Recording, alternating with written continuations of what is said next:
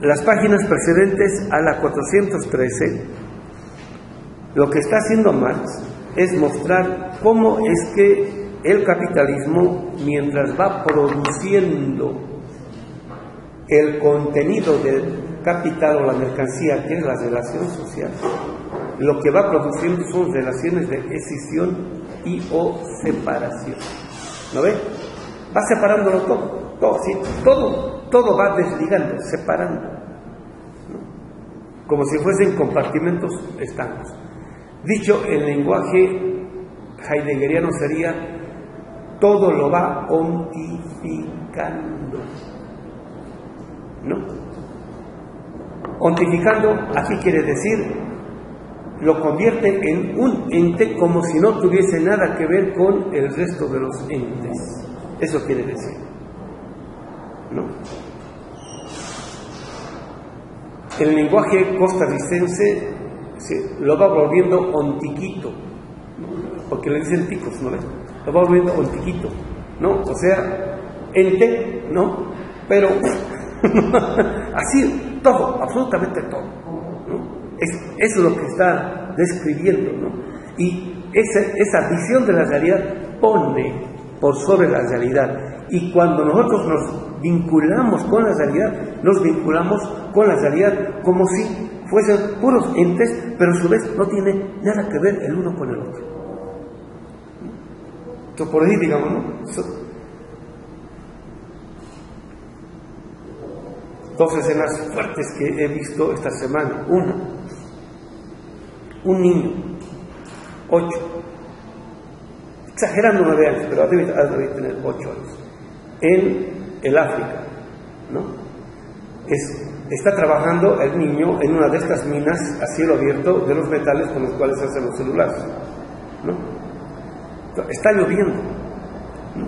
Entonces hay un señor que está con la pala sacando tierra, ¿no? Y los niños se acercan con sacos, le abren para que él ponga la pala. Y este niño se va retrasando y aparece otro tipo capataz que ¿no?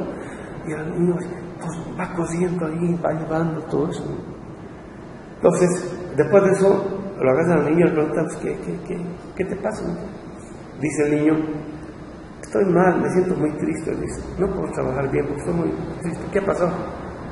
Es que mi mamá se ha muerto la semana anterior y desde ese día estoy muy triste porque yo no tengo a mi mamá. Y tu papá nunca tenía papá. Y tus hermanos también se han muerto. Uno ha desaparecido. No sabemos nada así. Entonces así, o sea, fíjense, ¿no? O sea, con toda esa subjetividad sufriente está cargando la tierra del mineral, ¿no? Con el cual se van a hacer los celulares. Todo ese sufrimiento está contenido ahí. Y bueno, aparece como si yo no tuviese nada que ver respecto a este tipo de realidad. Una imagen, otra imagen. En el desierto entre Siria y Jordania, ¿no? En el desierto, en pleno desierto, y he visto la foto ahí, encuentran a un niño, 4 años, caminando solito, ¿no? Los de ACNUR lo detectan porque siempre van prestando servicio, auxilio a los, ¿cómo se llama?, a los inmigrantes, a los refugiados políticos, etcétera, ¿no? O sea, que lo ven, ¿qué estás haciendo aquí? Estoy migrando. ¿Dónde estás yendo? A Jordania. ¿De dónde vienes? De Siria. ¿Y por qué estás solito? No, porque no tengo a nadie, ¿no? ¿Qué estás llevando? En una bolsita, ¿no? La ropa de mi mamá y de mi hermanita. ¿Y qué pasó con tu hermanita y con tu mamá? En el bombardeo han muerto las dos, mi hermanita y mi mamá. ¿Y tú qué? Es lo único que tengo, estoy llevando, ¿no? Entonces yo veo eso y bueno, salí en Siria, ¿no? Yo que tengo que ver con eso, yo no soy culpable de eso. Entonces aparece como si no tuviese yo nada que ver, ¿no? Es el proceso de escisión de todo. Pues estoy mostrando el caso extremo, ¿no es cierto? Pero ahora, como sabemos de que eso está siendo producido no solamente a nivel local, sino a nivel mundial. Es el problema de la globalización. Entonces, esta separación absoluta quiere decir como si nada tuviese que ver con nada. Eso quiere decir. entre propiedad y trabajo, entre la capacidad viva de trabajo y las condiciones de socialización, entre el trabajo objetivado y trabajo vivo, entre el valor y la actividad creadora de valor, etcétera, etcétera. Esta separación preséntase ahora también como producto del trabajo mismo, como objetivación, materialización de sus elementos propios, etcétera, etcétera. Se empieza en el momento en el cual el ser humano ha sido separado de la comunidad, ¿no? Se presenta como individuo aislado, separado de la comunidad, de la humanidad, se presenta como trabajador y está en la fuente de trabajo, ya está separado del producto de su trabajo, ya está parado.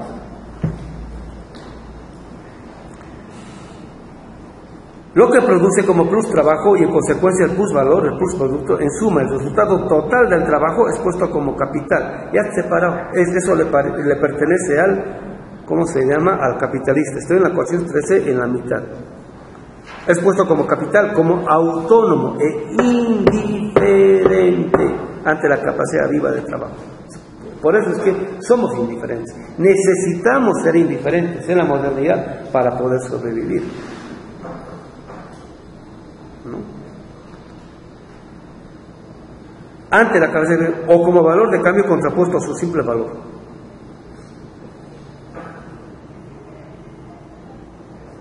Más abajo, la capacidad viva de trabajo. No solo no sale del proceso más rica, sino más pobre de lo que entró. O sea, cuando ya ha sido el pauper post festum chupado de todo, o sea, toda su alma, más adelante es subrayado la palabra donde más utiliza su alma, y he ido aquí, he traído por eso el original, y dice su alma, y habla de la espiritualidad, entonces he traído también la palabra donde está utilizando más esas palabras y conceptos, ¿no? O sea, el ser humano, antes de ser trabajador, tenía comunidad, tenía sus ancestros, tenía la Pachamama, tenía la humanidad, y ahora solo se tiene a sí mismo, ¿no? Estaba viendo un video acerca del aborto en el África.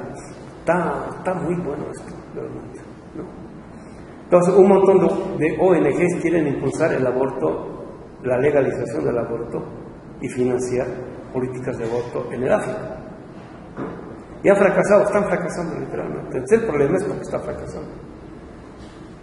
Entonces, quienes están en contra de la política de implementar el aborto en el África son africanas, ¿no? Entonces la entrevistan a él, bueno, está en una conferencia. Entonces dice, lo que pasa es que en nuestras lenguas ancestrales no existe una palabra para aborto, pero eso no es un problema grave. El problema grave es que no existe siquiera el lenguaje o la concepción con la cual hacer aparecer al aborto como algo bueno. No existe eso, ¿no? Entonces ahí la interpela, así, no, dice, la cosa más grave. Dice, para que fuese posible el aborto entre las mujeres en el África, dice, ¿cómo se llama esta africana?, ¿no? Se tendría que hacer ver como algo bueno, ¿no? Entonces, dice ella, la única forma de hacer ver como algo bueno al aborto es ir en contra de todo lo que culturalmente se ha enseñado y se enseña entre los pueblos africanos, ¿no? Porque por cultura, para nosotros la mujer es fuente de vida, ¿no? Inclusive en los casos en los cuales ha habido violación, todo eso es fuente de vida, el dar a luz, etcétera, etcétera. Entonces, si nosotros queremos decirles que abortar es bueno, para decirles eso tendríamos que decir lo siguiente, y aquí viene el punto, dice ella. Tendríamos que decirles que todo lo que les han enseñado sus padres, sus madres, sus abuelas, sus tías, sus ancestros, milenariamente, está mal.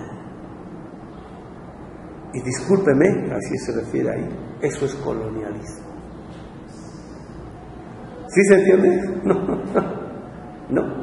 Entonces, la modernidad desarrolla todo un sistema de argumentación para hacer ver a todo lo previo a la modernidad como algo malo, de lo cual es bueno separarse, es bueno tomar distancia. ¿Sí se entiende? No. Entonces, cuando el ex comunitario o el ex campesino se separa, decide, no, eso ya no sirve, ¿no? Para vivir yo en la ciudad, del trabajo, todo eso, tengo que separarme, tengo que ser moderno, todo eso, ¿no? Dice, no solo no sale del proceso más rico, sino más pobre de lo que entró.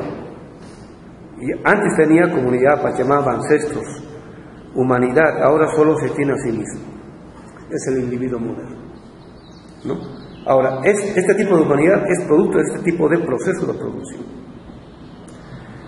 Casi al final, como capital, como dominación sobre la capacidad viva de trabajo, como valor dotado de poder y voluntad propios y contrapuestos a ella en su pobreza absoluta, inobjetiva, puramente subjetiva. Es el capital como dominación sobre la capacidad viva de trabajo. Y ya domina, aunque no estemos prácticamente dentro del proceso de producción. La capacidad de trabajo no solo ha producido la riqueza ajena y la pobreza propia, sino también, ahora me salto a la 4.14, sino también la relación entre esta riqueza, que se relaciona consigo mismo, y la capacidad de trabajo como la pobreza, mediante cuyo consumo la riqueza extrae de sí misma nuevos ímpetus vitales y se valoriza una vez más. Y así sucesivamente. En el siguiente paso, en el plus capital, esto está hablando Marx, ¿no? Bueno, ya se ha realizado el circuito del capital 1, ¿no? Y ahora estamos en proceso del circuito del capital 2. ¿Qué pasa en el circuito del capital 3? Cada circuito completo de capital, ¿no? Quienes terminan siempre ganando y más ricos son los capitalistas o el capital, y quienes terminan siempre peor y más pobres son los trabajadores y todos aquellos que tienen que ver con los trabajadores. Eso. Tal es así que para que se dé el circuito 2 o el circuito 3, el circuito 1 pone las condiciones del circuito 2, el circuito 2 pone las condiciones para el circuito 3, el circuito 3 pone las condiciones para el circuito 4 y así sucesivamente. De tal modo que, esta es la gran, bueno, me estoy adelantando, este es el gran descubrimiento, a ver qué piensan ustedes. El capital mismo, con cada circuito, con cada rotación, a eso le llaman revolución. Entonces, Marx sabía de dónde estaba tomando la palabra revolución. Viene de la física, viene de la astronomía. Revolución viene del latín, quiere decir un circuito completo, un giro completo de un planeta, de una estrella. Eso quiere decir revolución. Se vuelve al principio, ¿no? Eso quiere decir revolución. Entonces dice, cada giro o cada revolución, ¿no? Dice, el circuito 1 del capital, ¿no? Pone en caducidad a lo previo o anterior al capital. El circuito 2 del capital pone en caducidad al circuito 1. El circuito 3 del capital pone en caducidad al circuito 2. El circuito 4 pone en caducidad al circuito 3. De tal modo de que cada renovación o cada revolución del capital se produce a sí mismo como nuevo, y cuando se produce a sí mismo como nuevo, pone en caducidad o en envejecimiento a los circuitos anteriores del capital. Por eso siempre aparece como nuevo, como renacido, ¿sí se entiende esto? Y cuando el capital pone esta realidad por sobre la realidad, nosotros solo queremos lo nuevo, no queremos lo viejo. Lo viejo que inclusive el propio capital envejece con cada circuito. ¿Sí se entiende? Ya me estoy adelantando en la hipótesis. Cuando escribí eso, wow, no solamente pone en caducidad a nuestros pueblos originarios, el capitalismo, él mismo se pone en caducidad a sí mismo para poder renovarse constantemente a sí mismo. Y eso lo hace cada rotación, cada ciclo. Y cada rotación, cada ciclo está calculado ahora más o menos entre 50 o 30 años, ¿no? Entonces son los circuitos de las crisis. En Dijan todos estaban discutiendo, cuando yo estaba, si era cada 30, cada 50, cada 100 años, todo eso. Más o menos han llegado a un acuerdo de cada 50. Entonces, es un circuito completo del capital. Cuando se da un circuito, o sea, cuando el capital no solamente se ha realizado, sino que se ha renovado, tal es así que ha producido un excedente que va a parar el banco para financiar otro tipo de rotación del capital. ¿Sí se entiende? Otro tipo de financiamiento, ¿no? Es explosión, ¿no?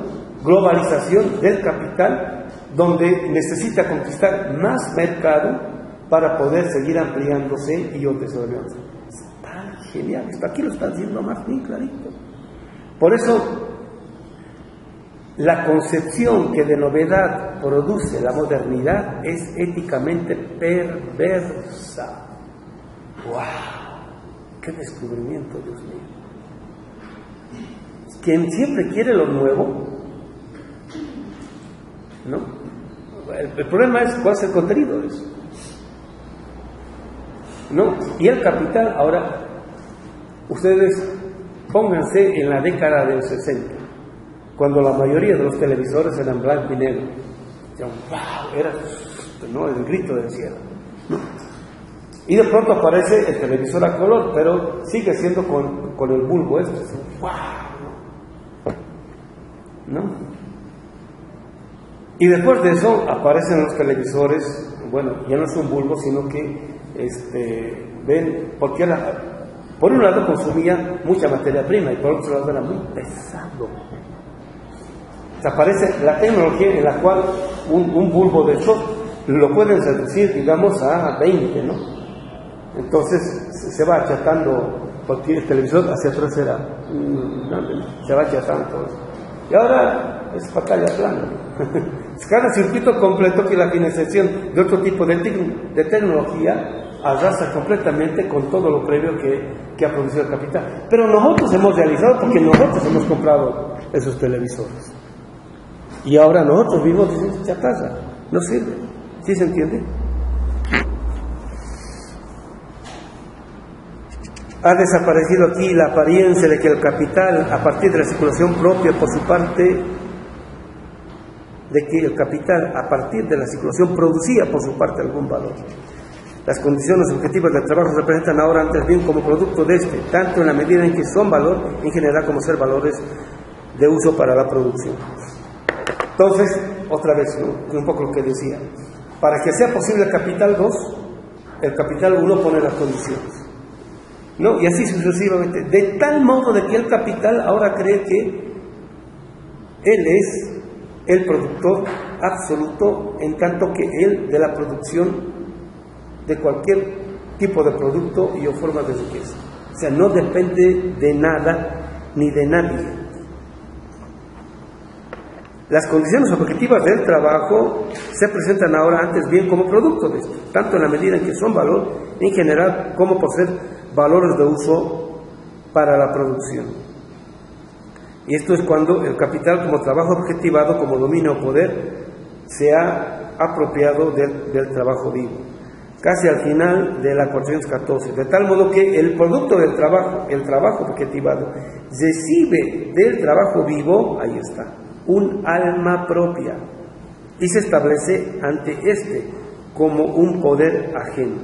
Entonces, comentarios de este servidor, el trabajo vivo como alma del trabajo objetivado. Este es un trabajo objetivado como mercancía, tiene alma. Entonces, wow, este Marx, podemos decir, ¿no?, ¿cómo se llama? Al traductor se le chispoteó, ¿no? Ha debido traducir mal, ¿no? Marx tiene alma. Si Marx es materialista. Entonces vamos a la 357. Yo ya voy marcando, ¿verdad? Cada vez que aparecen los papelitos. Aquí está 357. Aquí está. Entonces es casi al final de la 357. Ven, a la izquierda aparece corchete, ¿no ves? 358, a la izquierda está un poquito arribita, ¿no? Entonces cada que aparece en corchete 358 se está refiriendo a esta edición. Yo puedo ir directamente a la 357 de acá y casi al final. Entonces dice: Das Produkt der Arbeit, el producto del trabajo, die vergegenständliche Arbeit, el trabajo objetivado, recibe del trabajo vivo, die vergegenständliche sería el trabajo objetivado, Arbeit, vergegenständliche, mit einer eigenen Seele. Seele es la palabra que en alemán se utiliza para alma. Von der lebendigen Arbeit, ¿no? Entonces recibe del trabajo vivo un alma propia, ¿no? Entonces, ¿y cómo se llama ZL? O con mayúscula, o sea, no lo está escribiendo así al azar y va a volver al respecto. Entonces está bien trabajado. Entonces, si esto tiene alma, el ser humano también. Eso no se ve. No vemos. El mineral tiene alma. No lo vemos.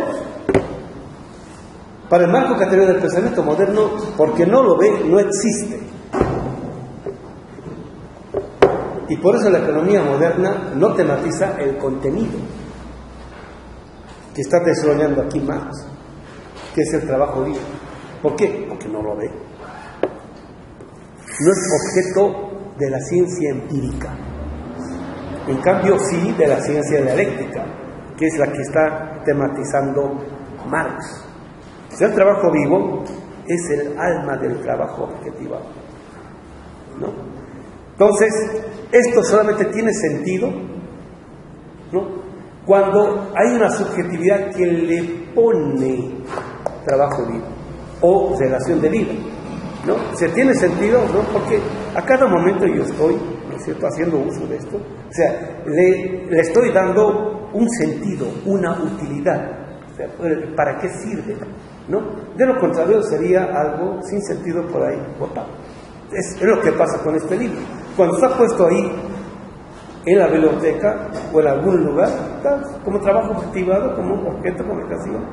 Cuando lo trabajo, ¿no?, si cuando le pongo trabajo vivo, entonces da lo de sí, lo de suyo, ¿no? Entonces, lo mismo pasa en este caso, no solamente con la mercancía, sino también con el capital. O sea, nada en la realidad tiene sentido, o sea, vida, si es que no se le ha puesto trabajo vivo.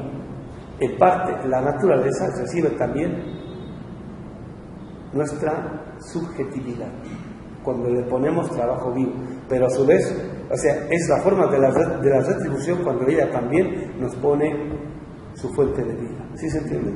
Es otro tipo de circularidad. A eso Marx le llama la circularidad de la vida, y lo retoma Hinkelhammer y lo desarrolla en ese sentido, ¿no? O sea, dicho de otro modo, no es nomás tener cosas, porque yo puedo tener inmensidad de cosas, como no le pongo el trabajo vivo, están cosas muertas. Es mejor tener pocas cosas a las cuales le pongo trabajo vivo, entonces están vivos junto con la vida del sujeto. ¿Sí se entiende, compañeros? 415.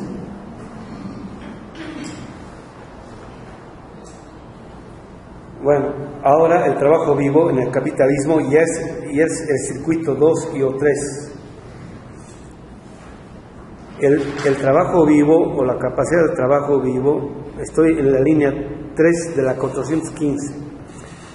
no le pertenece, en este caso, al trabajador, sino a otro. El trabajo no pone a su propia realidad como ser para sí, sino como mero ser para otro.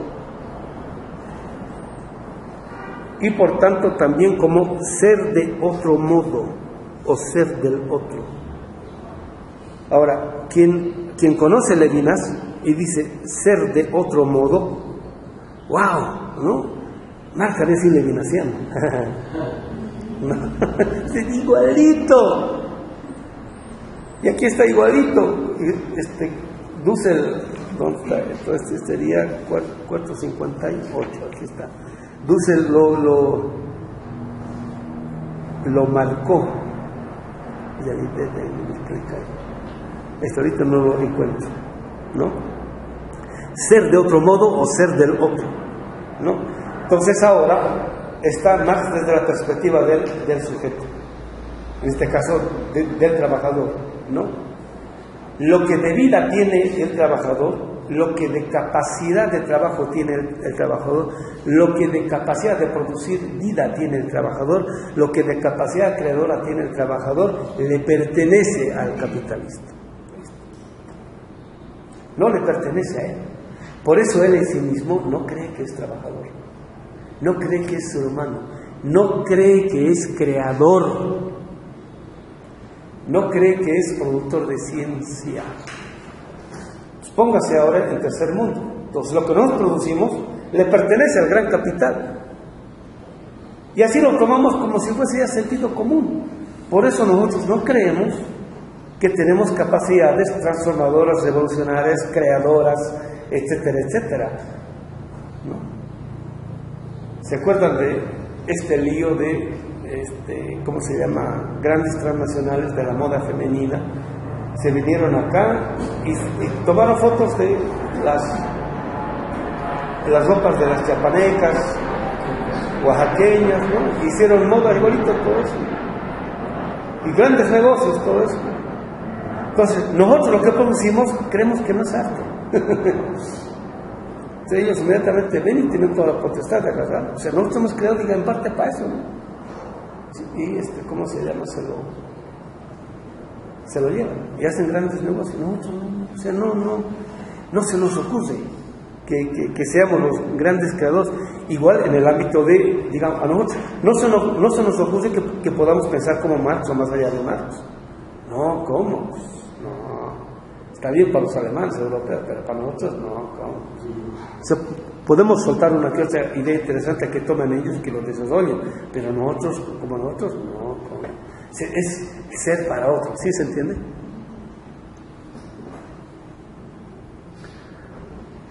Yo me acordaba de ejemplos así trágicos. Tendría 12 años, 11 años. Veía en algunas casas, ¿no? Digamos ni siquiera burguesía, era pequeña burguesía, era clase media empobrecida, ¿no? Que contrataba a personas del campo, a señoras del campo para que cuiden a sus hijos, ¿no? Entonces, la señora está como niñera, ¿no? Y está cuidando a los hijos del patrón, ¿no? ¿Con qué cariño, con qué amor? Niño, así, no se hace esto. Lo tira, cae con paciencia, agaza, le limpia, le da de comer, todo, sí, niño, todo eso. Y a sus hijos, ¿no? ¿Por qué haces eso, tonto? ¿Por qué haces eso? ¿No? O sea, lo que de amor tiene es para el otro, no es para su hijo. ¿Sí se entiende? Lo que de paciencia tiene todo es para el otro, no es igualito, ¿no? El empresario boliviano en la, ¿cómo se llama? En la fábrica donde trabajaba mi padre, ¿no? Control de calidad, los mejores calzados a Inglaterra directo, a la City, y los peores para los trabajadores, ¿no? Los trabajadores, felices, ¿no? Lo mejor es para el otro, ¿sí se entiende? ¿No? En la exportación, lo mejor es siempre para afuera. Las mejores maderas de México. Aquí en México hacen guitarras Taylor, son muy buenas, Martin son muy buenas, Fender son muy buenas, porque aquí hay muy buena madera. Entonces, los grandes cortadores de madera, estoy viendo yo videos, ¿no? Entonces van, seleccionan las maderas y seleccionan lo mejor, se va a la Fender Estados Unidos, Taylor Estados Unidos, Martin Estados Unidos, y lo peorcito se queda acá. Para las guitarras Fender México, Taylor México, Martin México, ¿sí se entiende? Y son mexicanos quienes seleccionan la madera, todo. Eso es ser para otro, ser de otro modo, o ser del otro. O sea, ya tenemos ese tipo de subjetividad, ¿no? Opuesto a él mismo. O sea, en ese ser para el otro ya estoy en contra de mi propia subjetividad. Este proceso de realización es a la par el proceso de desrealización del trabajo. Por eso el capitalismo y la modernidad nos desrealiza, nos vuelve impotentes. ¿Sí se entiende, compañeros? Nos priva de la subjetividad creadora con la cual podríamos hacer. El trabajo se pone objetivamente, pero pone esta objetividad como su propio no ser. ¿Está bien? No, eso no tiene nada que ver con Marx. No sé, no, eso será Levinas, son judíos, no tiene nada que ver con el marxismo. Estamos. Los bolivaristas.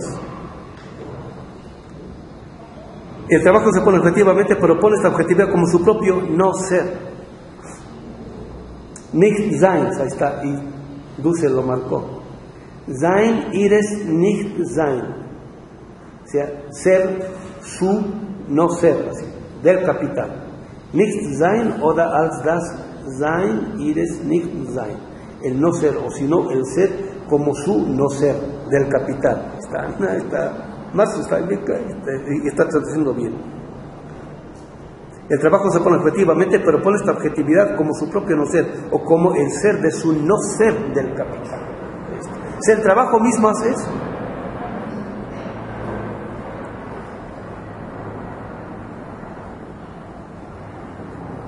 Fíjense al final, ya me voy saltando porque aquí está la definición de qué es el trabajo vivo, ¿no? Entonces, no vamos a definir a partir de nosotros, sino al propio Marx, ¿no? Esta división del capital en sí mismo aparece ahora más bien, ¿no? Entonces, hemos visto cómo va escindiendo todo tipo de realidad el capital. Ahora el capital también se divide, ¿no? Entre capital productivo y capital financiero. Al principio no existía ese tipo de decisión, pero al interior del capital también existe, en este caso el capital productivo, también existe escisión, ¿no? Y así sucesivamente. Esta división del capital en sí mismo aparece ahora más bien como que el propio producto del trabajo, el plus trabajo objetivado, antes era solamente trabajo, ahora es plus trabajo, ahora es el plus trabajo que ha puesto la condición de posibilidad para la realización del capital 2. Se divide en dos componentes: las condiciones objetivas para la nueva valorización del trabajo y un fondo de trabajo para que se conserve la posibilidad de este trabajo vivo.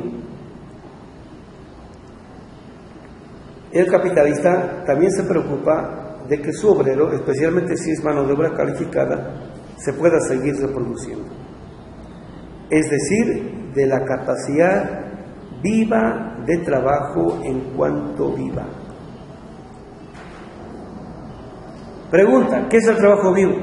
Respuesta: la capacidad viva de trabajo en cuanto viva. Por eso es que la capacidad viva del trabajo en cuanto viva existe solamente en el momento de la producción. Y antes es una existencia latente. Y solamente lo puedes realizar exactamente en el tiempo de trabajo, en la jornada de trabajo, ¿no? Y antes de que ingrese al tiempo de trabajo, en la jornada de trabajo, ya sabe que eso no le pertenece porque lo está vendiendo. Y lo que produce eso ya sabe que no le pertenece porque ya está vendido. ¿Sí se entiende? ¿No? sea, ha vendido ese tipo de vida, ¿no? O sea, esa vida contenida en ese momento. Otra vez, pregunta, ¿qué es el trabajo vivo? Respuesta, la capacidad viva de trabajo en cuanto viva.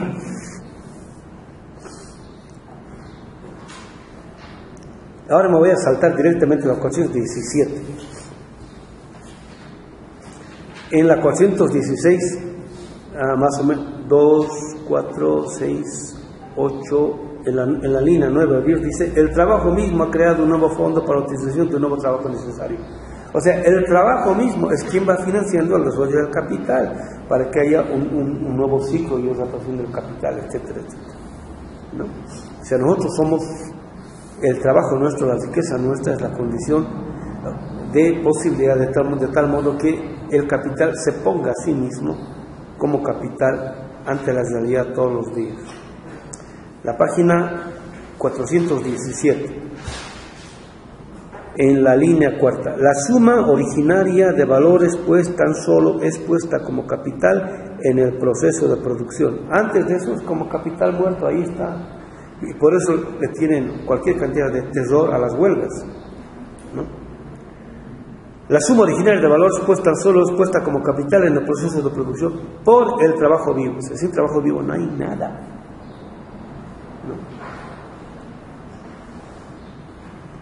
Entonces, por eso el concepto de trabajo vivo es fundamental. Es el secreto o el misterio que explica en última instancia el tomo 1 del Capital.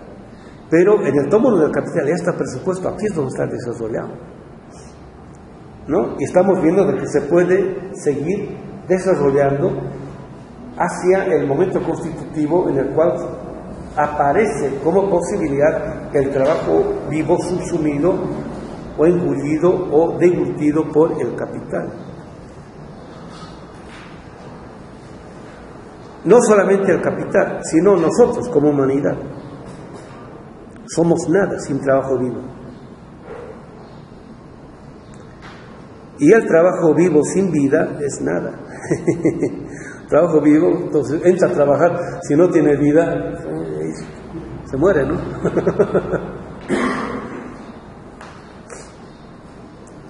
Ya, bueno, son comentarios de este servidor, ¿no? Ahora, ¿de dónde se obtiene la vida? De los alimentos. Y los alimentos de la naturaleza. Ahora, la pregunta, ¿no? ¿Y de cómo ella produce alimento vivo? Porque es fuente de vida. Es una vida que reproduce vida. Si no hay esa vida, no hay nada. Para que haya esa vida, ahora el trabajo vivo tiene que recuperar la capacidad de producción de vida. ¿Sí se entiende? Es la relación ser humano-naturaleza.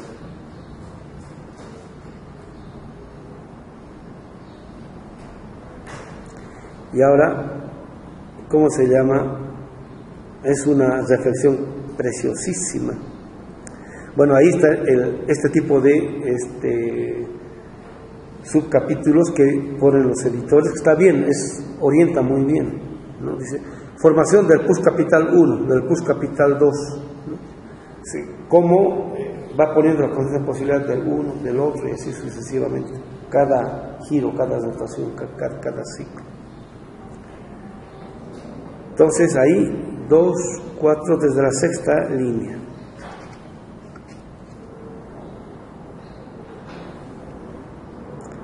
Entonces, todo esto se resuelve en la apropiación del trabajo ajeno. Dice que el capitalista no se apropia mediante el intercambio de valores existentes, sino sin intercambio. La economía política clásica dice que hay intercambio. Marx está mostrando que no hay intercambio, lo que hay es robo, que es distinto de hablar de intercambio. Intercambios que tú me das y te doy, y nos vamos tranquilos, ¿no? Cambio, en el capitalismo, ¿cómo se llama? Al robo, ¿no? Al robarle la riqueza del productor, a eso le llama intercambio, ¿no? Entonces, todo esto, lo previo ha sido para mostrar que no hay intercambio. Lo que hay es robo, no solamente del trabajo, sino también de la naturaleza. Es literal robo, ¿no? Pero a eso le dice intercambio. Si no hay intercambio, cuando hablamos de intercambio, yo te cambio mi fuerza de trabajo y tú me das salario, ¿no? No, ya han pasado 1 millón de cosas antes para que eso pueda suceder.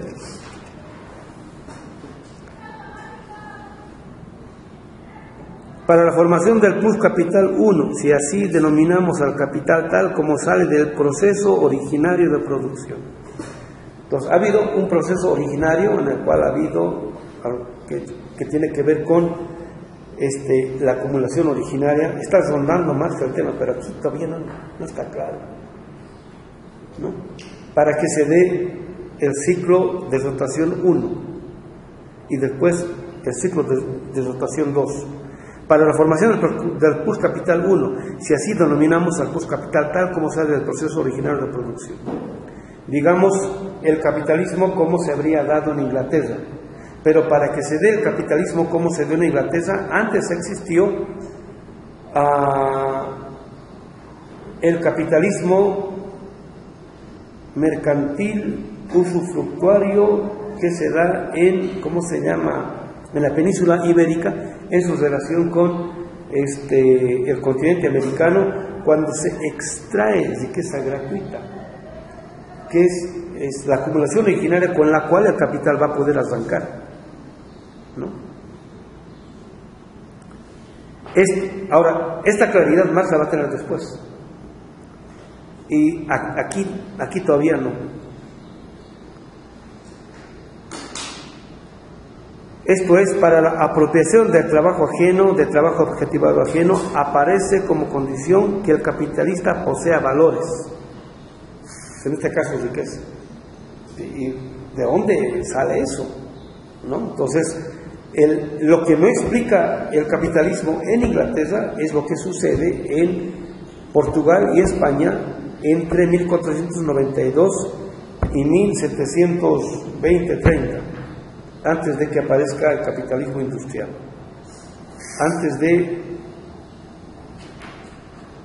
al capitalismo agrario, ¿cómo se le llamaba? Antes del industrial, al que pensaba que la riqueza salía solamente del campo. ¿Perdón? Sí, son los fisiócratas, pero tienen otro nombre, ¿no? Entonces, bueno, la economía explica cómo que ahí es donde se da la primera acumulación, ¿no? Para que surja la industrialización y todo eso, ¿no?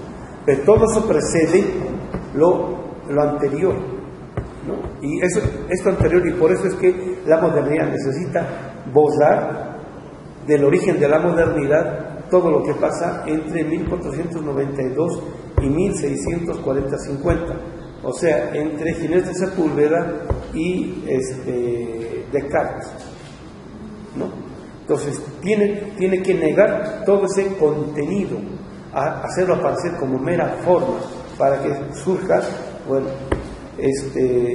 capitalismo en sentido estricto, muchos dicen, aparece por primera vez en Holanda, y como es un comercio que está subsumiendo a la economía, ¿cómo se llama?, inglesa, entonces Inglaterra subsume el proceso de Holanda, y por eso ahí estaba Descartes, Spinoza, y entonces puede surgir el capitalismo tranquilamente en Inglaterra, ¿no? Porque, ¿cómo se llama?, ya no tiene en el sur, bueno, por un lado a Holanda los ha derrotado en el mar, pero también a España los ha derrotado en el mar. Entonces no hay un poder económico militar que pueda atentar el desarrollo de el capitalismo en Inglaterra. Por eso se puede desarrollar ahí, ¿no? Pero implica la negación del proceso anterior. Ahí, bueno, Dussel ha escrito un texto que se llama, es la introducción al tomo 3 de la política de la liberación, sobre la historia de Estados Unidos, ¿no? Está como 40 páginas, está cortito. Entonces, él toma muchos datos de un historiador norteamericano que se llama Howard Zinn, ¿no? es algo así como la historia negada o la otra cara de la historia de Estados Unidos, ¿no? Entonces, yo lo leí en inglés, principios mediados de la década del 90, pero ahora está en español. Y si pueden leerlo, léanlo. Entonces, Dussel dice, para entender especialmente en América Latina y en el mundo, pero especialmente en América Latina y en México, ni que se diga, nuestra economía y nuestra política, hay que entender el surgimiento y desarrollo de Estados Unidos. Tiene toda la razón, o sea, es el vecino, pero no solamente por México, es toda América Latina, su patio trasero, su backyard, ¿no?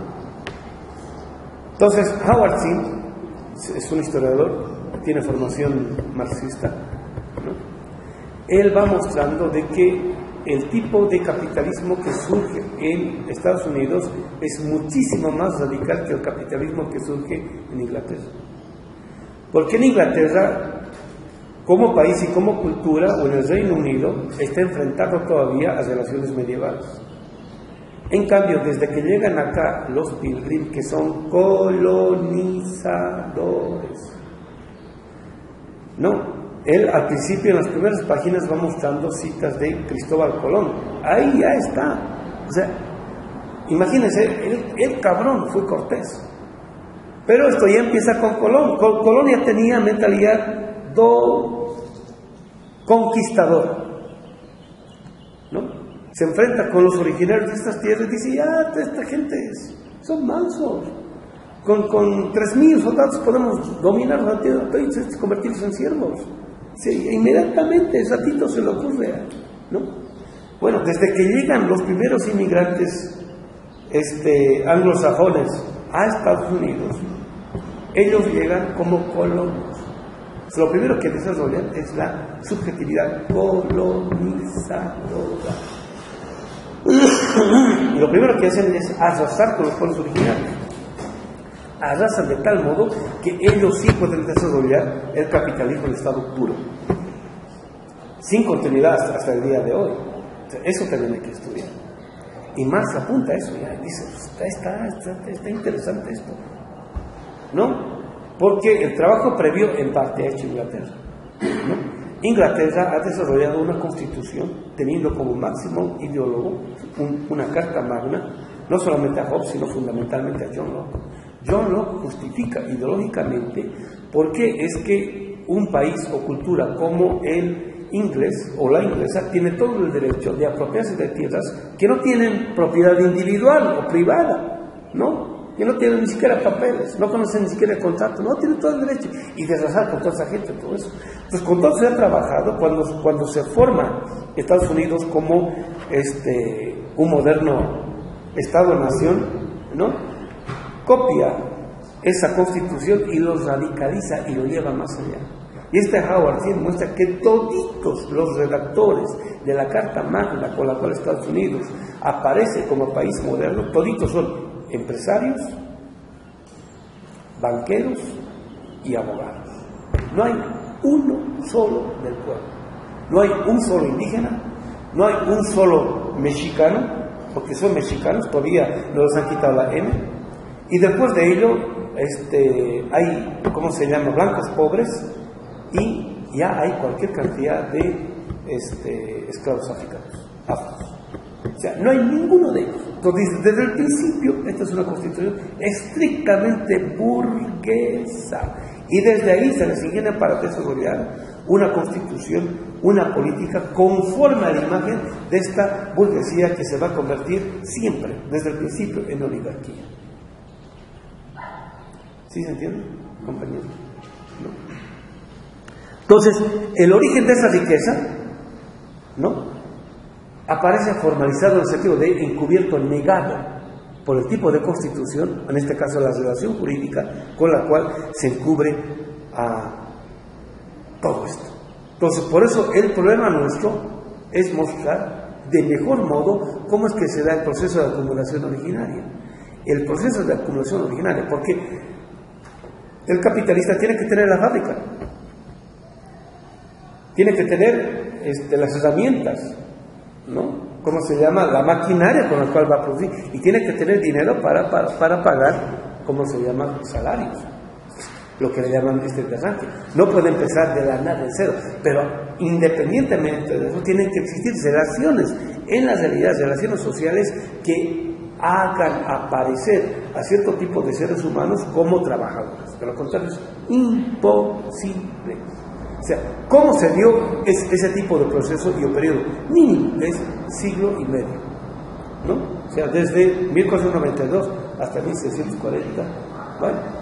Fines del siglo XVII, principios del siglo XVIII, ¿no? 1740 por ahí, ya empieza, digamos, prácticamente el proceso de industrialización, ¿no? Y Marx ya está viviendo las consecuencias de esa primera industrialización, ¿no? Entonces, si así se denomina al plus capital tal como sale del proceso originario de producción. Al final de este párrafo, se trata de valores que no proceden de su intercambio con el trabajo vivo, ni de su comportamiento como capital frente al trabajo, ¿no? Entonces, es la riqueza con la cual, o el capital con el cual arranca el capitalista. El problema, ¿de dónde surge eso?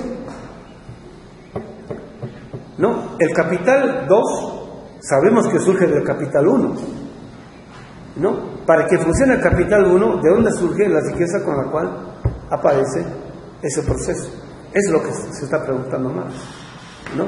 El capitalista, en este caso Adam Smith, empieza ya del capital 1, como si el proceso previo de acumulación, o sea, como si el chico hubiese caído del cielo, y el pobre igual, ¿no?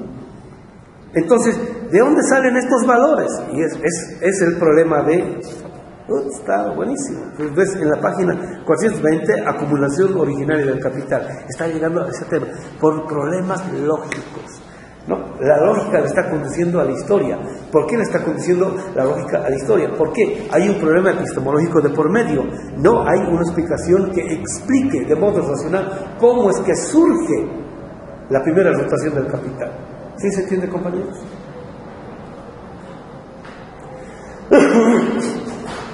...418... línea 2. Este plus capital 2 tiene supuestos diferentes a los del plus capital 1. No son los mismos supuestos del plus capital 1. No, los supuestos del capital 2 los ha puesto el plus capital 1. Ya son otras las condiciones, ¿no? Más abajito, el supuesto del capital 2 no es otra cosa que la existencia del plus capital 1. Ahí está. O sea, en otras palabras, el supuesto de que el capitalista se ha apoderado ya de trabajo ajeno sin intercambio. O sea, ha habido robo. ¿Sí se entiende? ¿No? Esto lo pone en situación de recomenzar siempre de nuevo el proceso, ¿no? Cada rotación, cada giro, ¿no? O sea, después de que has recuperado completamente al capital. Y cada vez se puede recuperar en un tiempo más breve. Antes era, digamos, una inversión. Y por eso, ¿no? Digamos, qué sé yo, el capitalista que empieza, digamos, ¿no?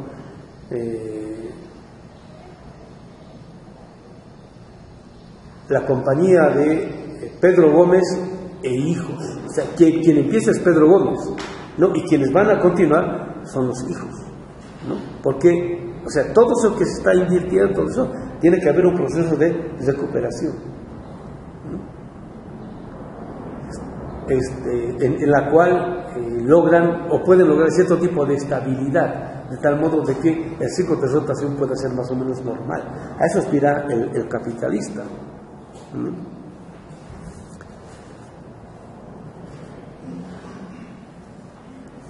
Poquito más abajo, casi la mitad. La apropiación basada en trabajo ajeno se presenta ahora como la condición simple de una nueva apropiación del trabajo ajeno. Ya está establecido el capitalismo. Dicho de otro modo, el hecho de que se encuentre en posesión del capitalista trabajo ajeno bajo forma objetiva, ¿no? O sea, objetivamente hay cualquier cantidad de pobres en el mercado que se quieren vender como mano de obra barata, cualquier cantidad, eso quiere decir, ¿no? Y dice, entre paréntesis, forma de cosa, ¿no? Ya no aparecen como seres humanos, se aparecen como cosas.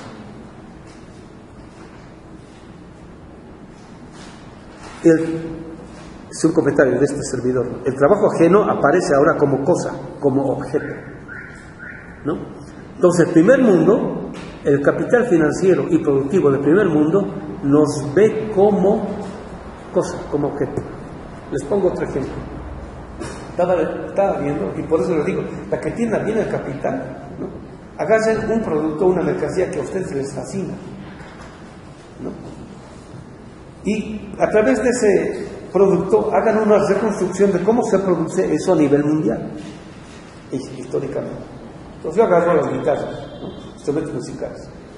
Entonces agarro, hay una firma de guitarras, Martin, ¿no? Que empezó el siglo XIX, 1820, 30. Son los creadores de la guitarra acústica, de la flat top, que le dicen. Han creado, han inventado todo tipo de cosas. Entonces, el manager cuenta cómo es que decidieron traer sus plantas a México para hacer guitarras Martin en México.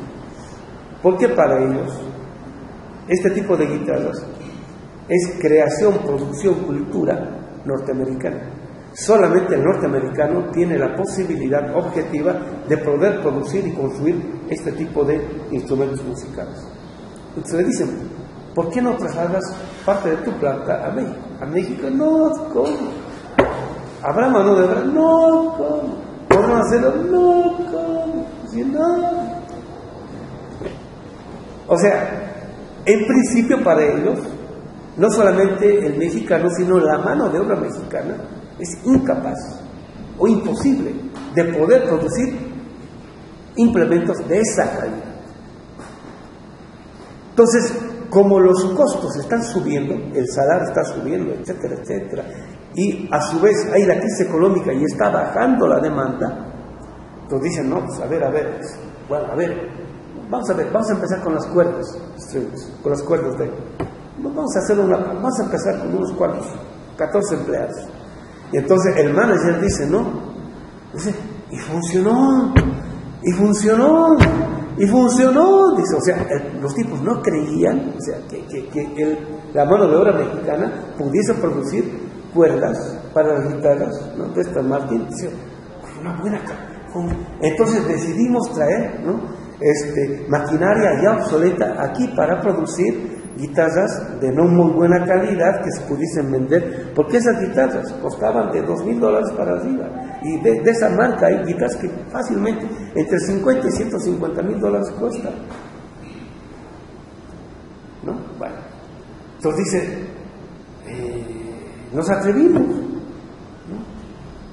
Y nos enteramos de que hay aquí un lugar cerca de Paracho, cualquier cantidad de fabricantes, constructores de guitarras, de madera, gente que conoce. Y empezamos con los ukulele, que son unas cositas chiquititas ahí, ¿no? Dice, y funcionó, dice, y trabajo, no, pues ahora estamos orgullosos, y muestra la guitarra, ¿no? Hecha por manos mexicanos, no, está muy bien, y paralelamente Fender, y paralelamente Taylor, y así sucesivamente. Al principio nosotros aparecemos como cosa, como objeto, o sea, ya no como seres humanos, no con esa capacidad productora, creadora, sino como objeto. Más adelante muestra, está genial todo esto. Dice, el capitalismo desarrolla relaciones de trabajo y al final humanas en las cuales la inteligencia no procede del trabajador, o sea, la dirección, la idea de la producción no procede del trabajo, sino del capitalista. Y el trabajador desarrolla su subjetividad en la perspectiva de mero ejecutador de algo que se ha imaginado, pensado y producido en otro lugar. En este caso, digamos, el manager, el capitalista, etcétera, etcétera, ¿no? Se produce de tal modo la decisión entre la inteligencia y la mano de obra de que aparece ahora separado, ¿no? La idea del producto o de la elaboración del producto, y el trabajador se desarrolla en ese sentido, ¿no? Entonces, primer mundo produce las ideas y nosotros las ejecutamos. ¿Qué tal? ¿No? Entonces, por ahí, digamos, ciencia y filosofía, primer mundo, y nosotros ¿no? Realizamos lo que producen los países del primer mundo. ¿Qué tal? Eso empieza en el ámbito de la producción. Pero para ello tienen que constituirnos en cosas. Ahora, el problema es que si nosotros nos dejamos constituir en cosas. ¿Sí se entiende, compañeros? Cuando le creemos al capitalista y a la modernidad, nosotros somos meros objetos, meras cosas, perdón. Cuando no le creemos, ¿no? He bajado ¿cómo se llama? De estos grafitis, ¿no? Está genial. Yo creo que quien ha escrito es alguien que o es estudiante o conoce muy bien física cuántica, ¿no? Pero esto dicen los místicos. Dicen, la observación cambia el sentido de lo observado. Así sea cosa, sea lo que sea, pero cambia la observación. Dice, ¿y qué tipo de observación cambia el sentido del observado? Cuando el tipo de observación tiene un tipo de creencia que le pone un sentido a la observación para cambiar el sentido de lo que sea la cosa o la realidad. O sea que no es nomás creer. Cuando creemos, la creencia funda un tipo de observación que modifica a la realidad. ¿No? Vamos a poner, aquí hay un compañero o una compañera, yo todo el tiempo lo ando, ¿no? Le impregno un sentido, así como dicen aquí, siempre estoy mirando tipo huele pedo, así decimos, ¿no? Entonces, si siempre estoy así, entonces eso, pero si lo estoy observando al revés, wow, entonces eso también, eso modifica, no estoy diciendo nada, ojo, eso pasa con la realidad. Entonces, primer mundo y el capitalista nos mira como objetos y nos constituye de ese modo. Y se realiza eso cuando nosotros creemos en eso. Y para eso argumenta, tiene conocimiento. ¿Qué tal? Y argumenta, nos convence. ¿No? Forma de cosa. Ahí está. Trabajo ajeno, el trabajo aparece como cosa. Bajo la forma de valores existentes se presenta como condición para que aquel pueda apropiarse nuevamente de capacidad de trabajo vivo ajena y por ende de plus de trabajo sin entrega de un equivalente. Por eso no hay intercambio. Ese es robo. Inclusive cuando le compramos al capitalista no hay intercambio porque nos está vendiendo gato por liebre. Y nosotros creemos que nos está dando el equivalente cuando estamos comprando al capitalista. Pues no hay que comprarle al capitalista. Nosotros tenemos la culpa de comprarle al capitalista.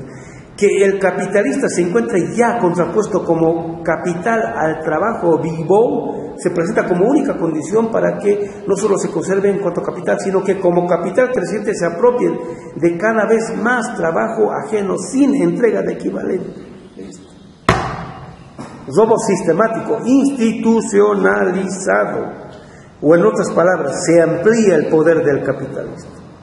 Su existencia como capital contrapuesta a la capacidad viva de trabajo y por otra parte pone a la capacidad viva de trabajo en su indigencia, despojada de sustancia y subjetiva. O sea, junto con robarnos, ¿no es cierto? En vez de decir gracias, sí, bueno, vas a inculparte, tienes que robar. No. Nos has robado y encima de eso nos trata como pendejos. Y nos dejamos. ¿Sí se entiende? Es lo que está diciendo Marx. ¿No ve? O me estoy inventando, compañeros. ¿Está diciendo eso, no ve? ¿No? Dice, o en otras palabras, se amplía el poder del capitalista. Por eso aparece Trump, el tipo que donde quiera que vaya piensa que todo el mundo se la va a inclinar. Su existencia como capital contrapuesta a la capacidad viva de trabajo y por otra parte pone a la capacidad viva de trabajo en su indigencia, despojada de sustancia y subjetiva, siempre de nuevo como capacidad viva de trabajo. La propiedad de trabajo ajeno, pasado, objetivado, se presenta como condición única para la apropiación ulterior de trabajo ajeno, presente o vivo. Ahora un comentario del servidor. El capitalista como capitalista y no como ser humano se encuentra siempre contrapuesto a la capacidad viva de trabajo, esto es, al trabajo vivo, sea de un obrero, niño, mujer, anciano, etc. Es decir, al pobre, al pauper, antefesto. Siempre, ya está contrapuesto. Está contrapuesto como su amigo, como su patador, como su chupador, en el sentido de, ¿cómo se llama? Vampiro, ¿no? Porque dice Marx, le chupa como si fuese vampiro. En la página 419, en la línea 3, por eso el derecho es constitutivamente perverso. Dice, este intercambio expresado jurídicamente, ahí está. O sea, este intercambio, por eso está, ¿cómo se llama? ¿Y por cuánto? Lo pone subrayado, ¿no? Este intercambio. Es robo, pero expresado jurídicamente está legalizado. No presupone otra cosa que el derecho de propiedad de cada uno de sus propios productos y a la libre disposición de los mismos. 1, 2, 3 líneas más abajo. Llegamos al extraño resultado de que el derecho de propiedad se trastrueca dialécticamente. Lo que es mío no me pertenece, le pertenece al capitalista.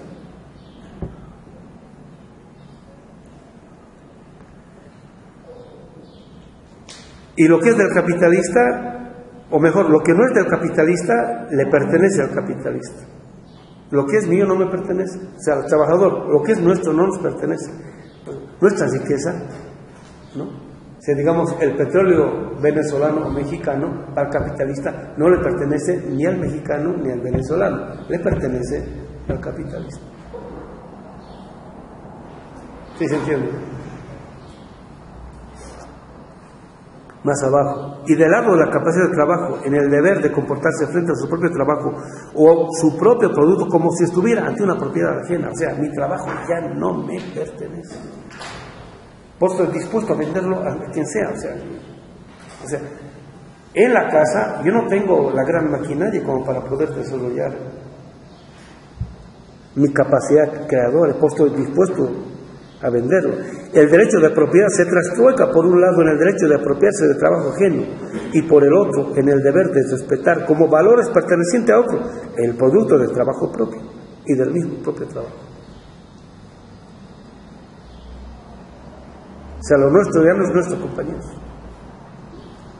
De aquí a un tiempito ni el huipil mexicano va a ser mexicano. ¿Lo ve? Este es un comentario del servidor. Gracias al derecho moderno, el capitalista tiene derecho de apropiarse del producto del trabajo y del trabajo vivo. O sea, el derecho moderno ha legalizado a todos. Tiene derecho de todo, nosotros no tenemos derecho de nada. Más abajo, más o menos a la mitad, dice, se trata solo de un intercambio aparente. Ahí está, ven. Entonces está dando palo duro al intercambio. No hay intercambio, es apariencia, es mera forma.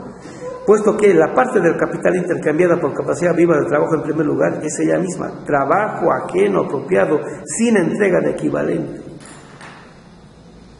O sea, a la vida que se ha dado no se retribuye con vida. Es más, nos mientan la madre. Y en segundo lugar, ha de reemplazársele por un excedente de capacidad de trabajo. De modo que, de hecho, in fact, esa parte del capital no es cedida, sino transfigurada tan solo de una forma a otra. La relación del intercambio, pues, ha dejado cabalmente de existir, o es mera apariencia. En los negocios del primer y tercer mundo no hay intercambio.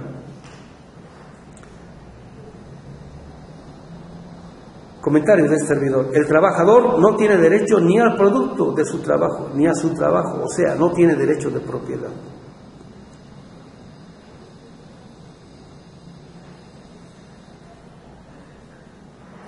Y lo que define al ser humano en la modernidad es la propiedad, eso lo dice Hegel.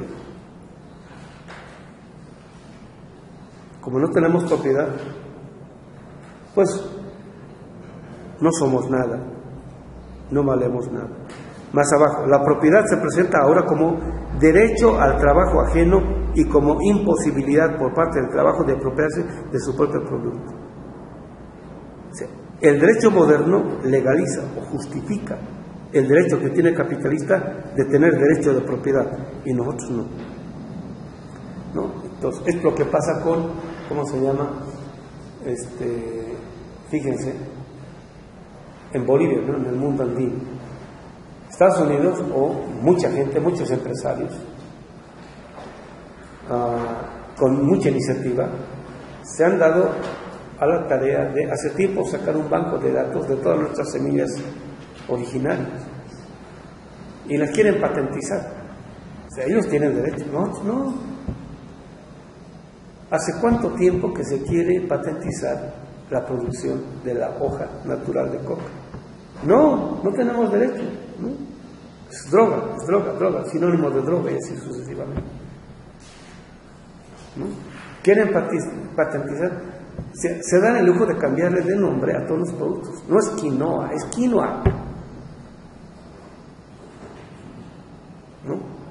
No es ¿cómo se llama? Patatas, es papa. No es cartófel, es papa. No es potatoes, es papa. Pero le cambian, pues les da la gana, ¿no? A todas las plantas le ponen nombres de origen latino, ¿no? O sea, los nombres nuestros no valen, ¿no? Y hasta nuestros campesinos, ¿no? La ciencia ha estudiado y le ha puesto este nombre. Ya no sé, o sea, los nombres que nosotros hemos puesto por cultura no valen, ¿no? La separación radical entre la propiedad y aún más entre la riqueza y el trabajo se presenta ahora como consecuencia de la ley que partía de su identidad. Y eso es el derecho moderno, ¿no?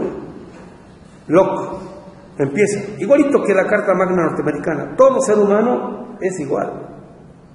Y de ahí deducen, entonces, no todo ser humano es igual. Primero somos iguales y ahora no. El capitalismo como intercambio aparente es mera apariencia.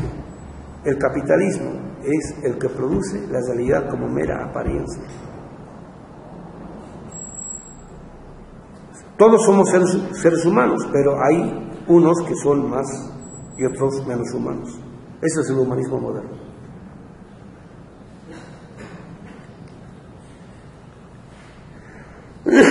Y lo que se produce y se reproduce incesantemente es esta relación.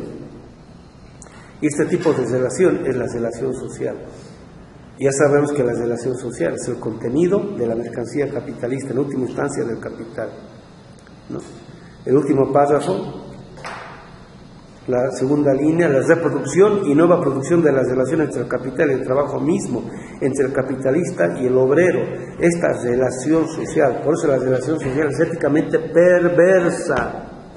La relación social es el contenido de la mercancía. Siempre decimos, y yo del capital, y yo del dinero, que la relación social son relaciones de dominio y explotación, del trabajo humano y de la naturaleza.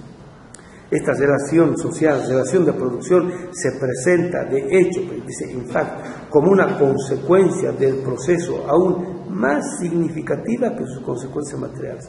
Lo que produce sistemáticamente, junto con la mercancía, son este tipo de relaciones sociales, o sea, relaciones de dominio y de explotación.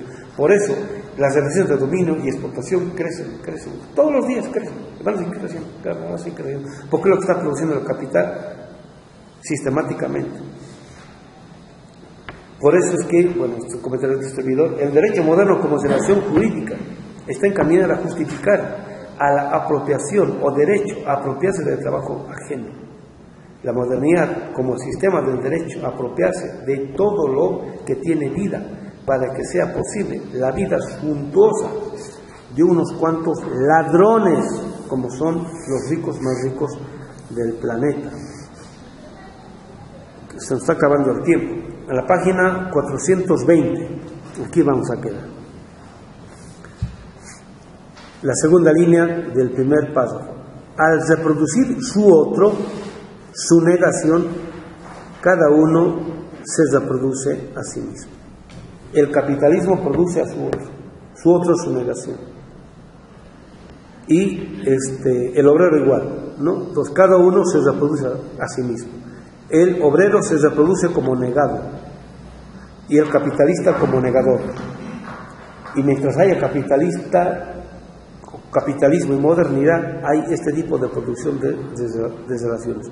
Yo me produzco como negado, o sea, yo me reproduzco como inferior, como que no valgo, como que no sirvo, ¿no? Y el capitalista o el moderno como el que sí vale, ¿no? El que sí tiene razón, etcétera, etcétera. El capitalista produce el trabajo como ajeno, el trabajo produce el producto como ajeno, el capitalista produce al obrero y el obrero al capitalista. ¿Viste? Primer mundo produce a tercer mundo produce a primer mundo, ¿sí se entiende? ¿No? O sea, antes eran los 7, ¿no? El grupo de los 7, de primer mundo. Ellos producen tercer mundo y nosotros los reproducimos a ellos. Ellos con sus relaciones de dominio y nosotros con nuestro trabajo exportado, etcétera, etcétera. Entonces, de ahí Marx viene al problema de la acumulación originaria. Entonces yo, con calmitas, y voy leyendo todo así, no da pie con bola. No da pie con bola Marx aquí, ¿no? Y cuando empieza el Capital, o sea, 10 años después, el capítulo 24, no, es otra cosa completamente distinta. Ahí ha trabajado mucho el tema, ¿no? Y después de eso, bueno, llega al Diforme, ¿no? Las formas que preceden a la producción capitalista, y ahí nos vamos a matar de risa, pero antes hay que atravesar todos, porque sigue en parte continuando el tema aquí, ¿no? Pero por disciplina aquí es donde muestra cómo es que escinde a la producción y al ser humano, por un lado los que piensan y por otro lado los que trabajan y o ejecutan, por decir, es algo que se produce, va haciendo eso. Bueno, compañeros, aquí nos detenemos y nos vemos el siguiente lunes.